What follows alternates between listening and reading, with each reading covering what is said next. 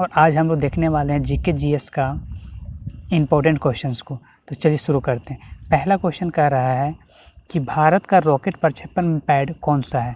पहला ऑप्शन है श्रीहरिकोटा, दूसरा ऑप्शन है तिरुवनंतपुरम, तीसरा ऑप्शन है ओडिशा और चौथा ऑप्शन है उपरोक्त सभी।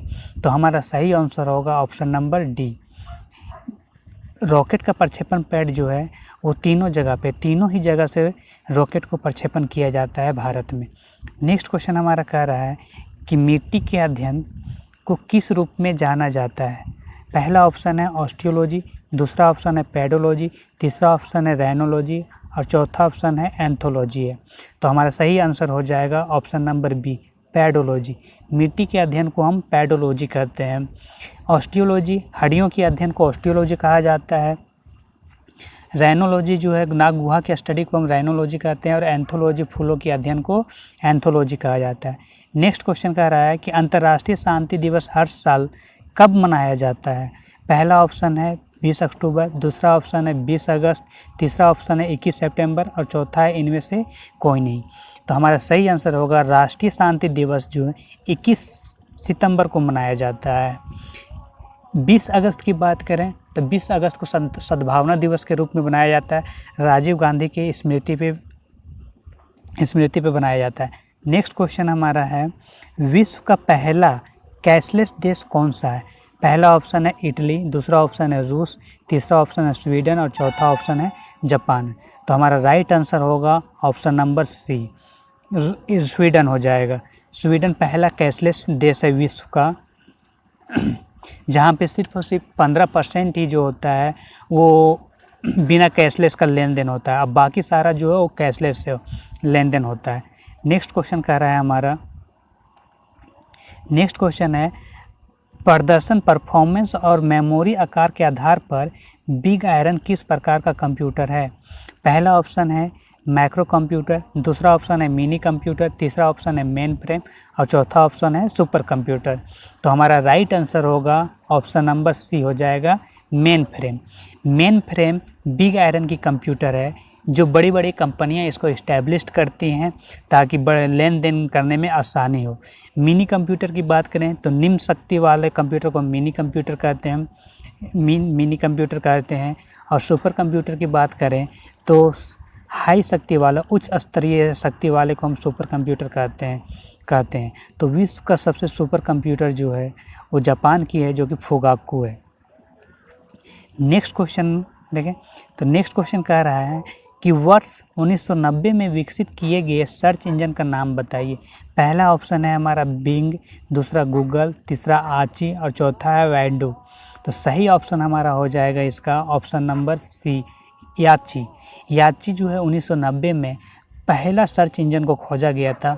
उसके बाद जो कई सारा सर्च इंजन आए, लेकिन सबसे पहला जो सर्च इंजन आया था वो 1990 में आया था। वो कौन सा आया था, तो याची आया था।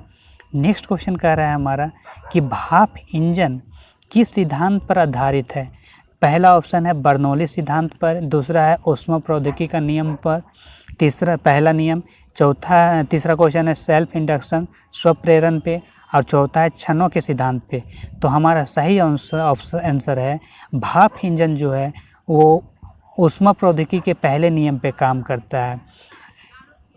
तो ऊष्मा प्रौद्योगिकी का पहला नियम जो फर्स्ट लॉ ऑफ थर्मोडायनेमिक्स क्या कहता है कि energy can neither be created nor be destroy. Energy को ना ही हम पैदा कर सकते, ना ही हम उत्पन्न कर सकते हैं और ना ही उसे हम नष्ट कर सकते हैं। उसे एक फॉर्म से दूसरे फॉर्म में बदला जा सकता है।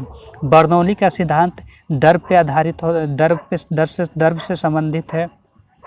और क्षणों का सिद्धांत जो है moment of principle of moment जो है वो आधारित है हमारा इक्विलिब्रियम से संबंधित है।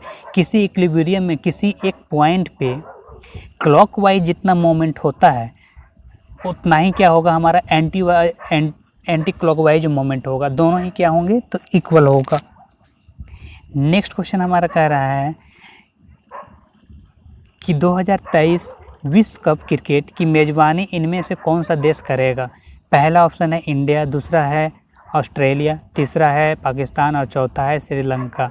चौथा क्या है, तो श्रीलंका है। तो हमारा सही आंसर होगा ऑप्शन नंबर ए। 2023 की जो मेज़बानी करने वाला है वो भारत करेगा। 2023 की मेज़बानी भारत करेगा।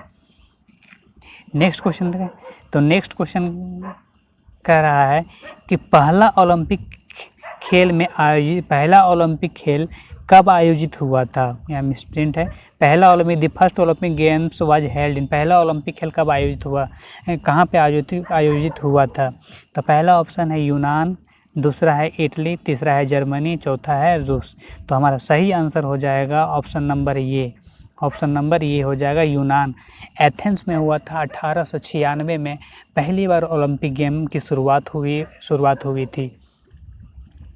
और 2020 का ओलंपिक वाला गेम जो है वो होने वाला है टोक्यो में, जो टोक्यो में ना होकर के अब 2021 में शुरू होगा।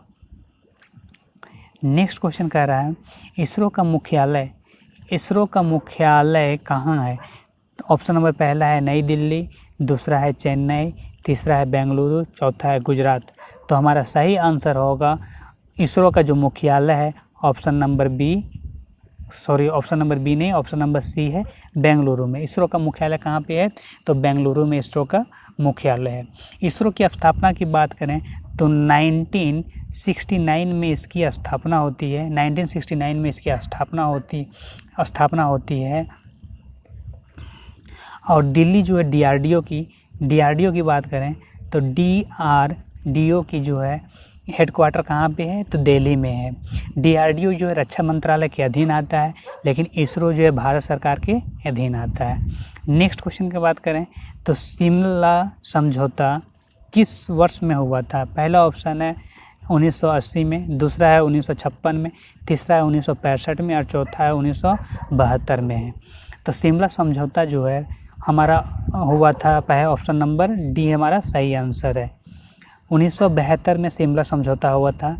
भारत और पाकिस्तान के बीच में शिमला समझौता हुआ था। और किसके द्वारा, तो यूएन के द्वारा इसको करवाया गया था। नेक्स्ट क्वेश्चन क्या कह रहा है कि बीडीएम का विस्तृत रूप क्या है। बीडीएम का विस्तृत रूप क्या है, तो पहला ऑप्शन है डेटाबेस मैनेजमेंट सिस्टम। पहला ऑप्शन क्या है, तो डेटाबेस मैनेजमेंट सिस्टम। दूसरा ऑप्शन है हमारा डेटा बाउंस मैनेजमेंट सिस्टम। तीसरा ऑप्शन है डेटाबेस मैनेजमेंट सॉफ्टवेयर और चौथा है इनमें से कोई नहीं। तो डीबीएमएस का फुल फॉर्म होता है डेटा बेस मैनेजमेंट सिस्टम। तो इसका सही आंसर हो जाएगा ऑप्शन नंबर ये। नेक्स्ट क्वेश्चन की बात करें तो नेक्स्ट क्वेश्चन कह रहा है कि भारतीय संविधान में मौलिक कर्तव्यों की संख्या कितनी है। 10, 11, 8, 6। तो हमारा सही आंसर होगा मौलिक कर्तव्यों की संख्या कितनी है, तो 11 है। और 11 मौलिक कर्तव्यों की संख्या यानी ऑप्शन नंबर क्या हो जाएगा हमारा बी राइट आंसर है। मौलिक कर्तव्यों की संख्या कितनी होगी, तो 11 मौलिक कर्तव्यों की संख्या है। नेक्स्ट क्वेश्चन देखें तो नेक्स्ट क्वेश्चन की बात करें तो नेक्स्ट क्वेश्चन कह रहा है कि इनमें से कौन सी सिंधु नदी की सहायक नदियां हैं। पहला ऑप्शन है झेलम, दूसरा है चिनाब, तीसरा है रावी और चौथा है उपरोक्त सभी। तो सिंधु की सहायक नदियां सभी हैं, झेलम भी है, चिनाब भी है, रावी भी है, ब्यास भी है, सतलज भी है। ये सारे जो झेलम सिंधु के सहायक नदियां हैं। तो हमारा सही आंसर हो जाएगा ऑप्शन नंबर डी हो जाएगा। सिंधु नदी की बात करें तो सिंधु नदी की जो उद्गम है वो तिब्बत की पठार से, मानसरोवर स्थित तिब्बत की पठार से इसका उद्गम होता है। और इसका जो जाके गिरती है अंत कहाँ पे होता है, तो अरबियन सागर में जाके गिरती है। नेक्स्ट क्वेश्चन की बात करें तो नेक्स्ट क्वेश्चन जो है ब्रह्मांड कितना प्राचीन माना जाता है। ब्रह्मांड को कितना प्राचीन माना जाता है, तो पहला ऑप्शन है 14.2 बिलियन वर्ष, दूसरा ऑप्शन है 15 बिलियन वर्ष, तीसरा ऑप्शन है 48 बिलियन वर्ष और चौथा ऑप्शन है 16 बिलियन वर्ष है। तो हमारा सही आंसर हो जाएगा ऑप्शन नंबर सी 13.8 बिलियन वर्ष। जो ब्रह्मांड जो है 13.8 बिलियन वर्ष पुराना है। नेक्स्ट क्वेश्चन देखें तो नेक्स्ट क्वेश्चन कह रहा है यस बैंक का मुख्यालय कहाँ है। तो यस बैंक का मुख्यालय पहला ऑप्शन है दिल्ली, दूसरा ऑप्शन है मुंबई, तीसरा ऑप्शन है हैदराबाद, चौथा ऑप्शन है चेन्नई। तो हमारा सही आंसर जो इसका होगा option number B. Yes Bank का मुख्यालय कहाँ पे है? तो मुंबई में। यस बैंक की हम स्थापना की बात करें तो 2004 में इसकी स्थापना होती है। मुंबई में सेंट्रल बैंक ऑफ इंडिया की भी हेडक्वार्टर है, बैंक ऑफ इंडिया का भी हेडक्वार्टर है, स्टेट बैंक ऑफ इंडिया का भी हेडक्वार्टर है। दिल्ली की बात करें तो दिल्ली में पंजाब नेशनल बैंक की हेडक्वार्टर दिल्ली में है। नेक्स्ट क्वेश्चन कह रहा है कि संतोष ट्रॉफी किस खेल से संबंधित है? पहला ऑप्शन है फुटबॉल, दूसरा है क्रिकेट, तीसरा है कुश्ती, चौथा है इनमें से कोई नहीं। तो हमारा राइट आंसर होगा संतोष ट्रॉफी जो है वो फुटबॉल से संबंधित है। संतोष ट्रॉफी किससे संबंधित है? फुटबॉल से संबंधित है। क्रिकेट से संबंधित ट्रॉफी है दलीप ट्रॉफी हो गया, रणजी ट्रॉफी हो गया, ये क्रिकेट से संबंधित ट्रॉफी है। नेक्स्ट क्वेश्चन देखें, स्वराज आंदोलन किसके द्वारा शुरू किया गया था? पहला ऑप्शन है बाल गंगाधर तिलक, दूसरा एनी बेसेंट, तीसरा है हेलेना वालस्की, चौथा है लाल बहादुर शास्त्री। तो हमारा राइट आंसर होगा ऑप्शन नंबर बी। स्वराज आंदोलन की शुरुआत किसने करी थी? तो एनी बेसेंट ने स्वराज आंदोलन की शुरुआत करी थी, जिसका पूरा का पूरा सहयोग जो है बाल गंगाधर तिलक ने उसका किए थे। नेक्स्ट क्वेश्चन है कि चुंबकीय क्षेत्र रेखाएं चुंबक के किस भाग से निकलती हैं? तो पहला ऑप्शन है केंद्र से निकलती है, दूसरा ऑप्शन है उत्तरी ध्रुव से, तीसरा है दक्षिणी ध्रुव से और चौथा है इनमें से कोई नहीं। तो हमारा राइट आंसर होगा चुंबकीय क्षेत्र में जो रेखाएं होती है वो नॉर्थ से निकलती हैं और किधर साउथ की ओर जाके विलय हो जाती हैं। तो नॉर्थ से निकलती हैं, यानी ऑप्शन नंबर हमारा कौन सा हो जाएगा? बी राइट आंसर हो जाएगा। नेक्स्ट क्वेश्चन कह रहा है कि दाब की एसआई मात्रक क्या है? प्रेशर का एसआई यूनिट पूछ रहा है। तो ऑप्शन नंबर पहला है ये पास्कल है, दूसरा न्यूटन है, तीसरा वाट है और चौथा नंबर कैंडेला है। तो हमारा राइट आंसर हो जाएगा प्रेशर की यूनिट क्या होती है? तो ऑप्शन नंबर ये हमारा हो जाएगा पास्कल। पास्कल जो है एसआई यूनिट है दाब का। तो प्रेशर इक्वल टू क्या होता है? तो प्रेशर इक्वल टू होता है फोर्स अपॉन एरिया होता है। नेक्स्ट क्वेश्चन देखें और आगे बात करें तो न्यूटन किसकी है? तो न्यूटन जो है बल की इकाई है, एसआई मात्रा के। वाट जो है पावर की है और कैंडेला जो है ज्योति तीव्रता लुमिनस इंटेंसिटी की है। नेक्स्ट क्वेश्चन देखें तो विद्युत चुंबकीय स्पेक्ट्रम की तरंग दैर्घ्य की सीमा किस प्रकाश के बीच होती है? किस प्रकाश के बीच में होती है? पहला ऑप्शन है 1500 एंगस्ट्रॉम से 2000 तक, दूसरा है 5000 से 5800 तक, तीसरा है 3900 से 7800 तक, चौथा है 5590 से 9000 तक। तो हमारा राइट आंसर होगा ऑप्शन नंबर सी हो जाएगा। 3900 से लेकर के 7800 तक के बीच में विद्युत चुंबकीय स्पेक्ट्रम की सीमा होती है। नेक्स्ट क्वेश्चन कह रहा है कि जब अम्ल को सांकेतिक मिथाइल ऑरेंज में जोड़ा जाता है तो उसका रंग क्या होगा? यानी अम्ल में जब हम ऑरेंज मिथाइल के साथ यूज करते हैं तो उसका कलर कैसा हो जाएगा? तो ऑरेंज मिथाइल में जो अम्ल जो कलर बदलती है वो क्या कर देता है? तो वो रेड कर देता है। क्या कर देती है? तो वो रेड कर देता है। लेकिन वही अगर क्षार पे डालेंगे तो कैसा कर देगा कलर? तो क्षार में ऑरेंज मिथाइल जो मिथाइल ऑरेंज जो कैसा कर देता है? तो पीला कर देता है। तो हमारा सही आंसर होगा ऑप्शन नंबर सी हो जाएगा। नेक्स्ट क्वेश्चन देखें तो कमरे के ताप पर निम्नलिखित में से कौन सी अधातु तरल अवस्था में मौजूद है? कौन सी जो ताप पर अधातु तरल अवस्था में मौजूद है? पहला ऑप्शन है ब्रोमीन, दूसरा है पारा, तीसरा है एल्युमिनियम और चौथा है आयोडीन है। तो अधातु जो कि कमरे के तापमान पे क्या रहे? तो तरल अवस्था में रहे। तो हमारा ऑप्शन नंबर है ये ब्रोमीन। ब्रोमीन जो है अधातु है जो रूम टेम्परेचर पे क्या होता है? लिक्विड होता है। और मरकरी जो है धातु है जो रूम टेम्परेचर पे भी क्या होता है? तो लिक्विड होता है।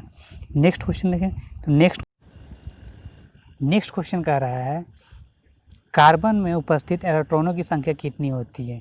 पहला ऑप्शन है 4, 6, 2, 6 और 12। तो हमारा राइट आंसर है ऑप्शन नंबर सी है।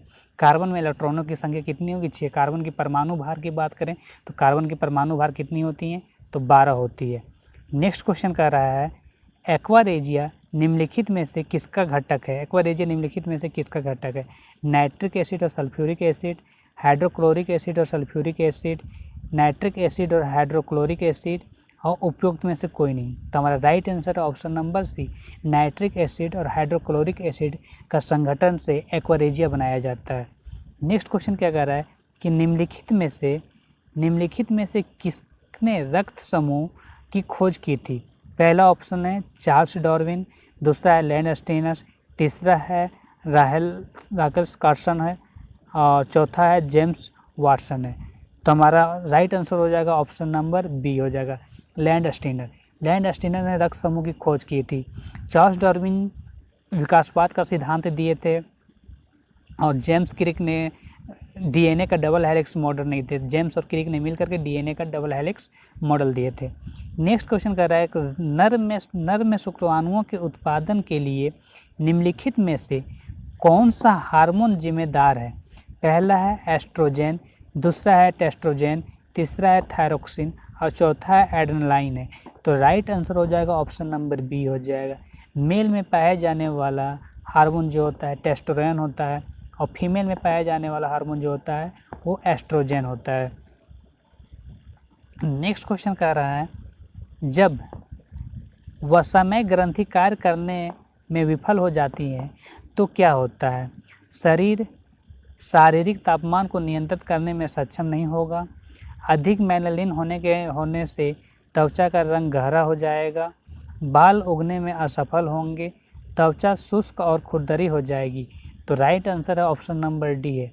अगर वसा में ग्रंथि प्रॉपर तरीके से काम नहीं करेगी तो त्वचा शुष्क और खुरदरी पड़ जाती है। नेक्स्ट क्वेश्चन कह रहा है बुगेनविलिया फूल किस श्रेणी के अंतर्गत आता है? बच्चे फूल, बड़े रंगीन खांचों, संवेदनशील फूल या पूर्ण फूल? तो हमारा राइट आंसर हो जाएगा ऑप्शन नंबर बी। बुगेनविलिया फूल जो है वो बड़े रंगीन खांचों के अंतर्गत आता है। नेक्स्ट क्वेश्चन कह रहा है कि देश का 25वां उच्च न्यायालय कहाँ स्थित है? देश का 25वां उच्च न्यायालय कहाँ स्थित है?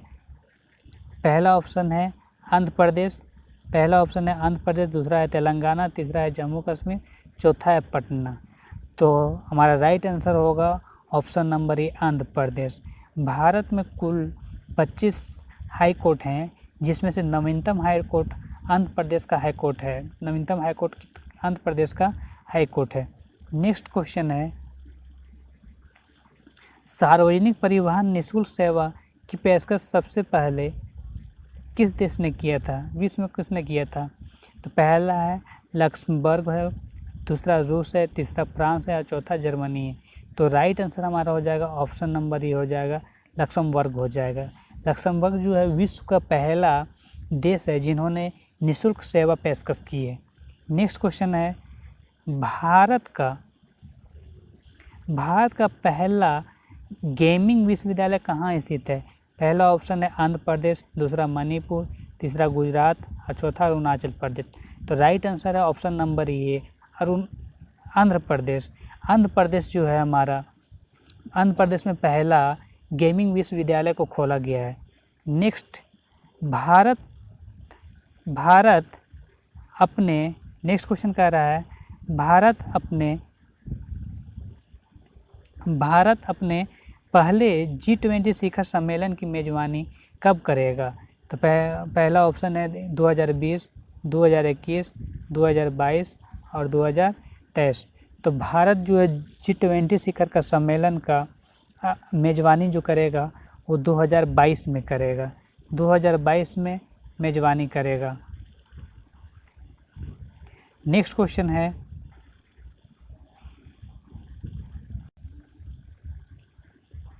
अगला क्वेश्चन कह रहा है किस शहर को आर्किटेक्चर की पहली यूनेस्को विश्व राजधानी घोषित किया गया है? पहला ऑप्शन है Rio de Janeiro, Copenhagen, Paris और मेलबोर्न।